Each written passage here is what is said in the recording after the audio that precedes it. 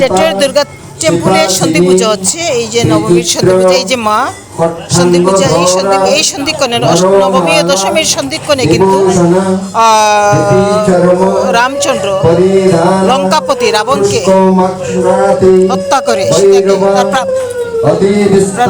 প্রাণপ্রিয় স্ত্রী সীতাকে উদ্ধার করেছিলেন।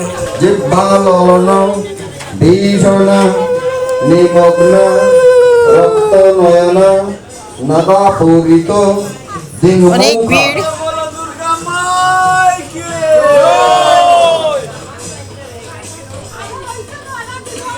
ভাবলাম আসলাম যখন সন্ধি পূজাটা দেখি, যে আমার খুব পছন্দ সন্ধি পূজা, সব পূজাই পছন্দ, সন্ধি পূজা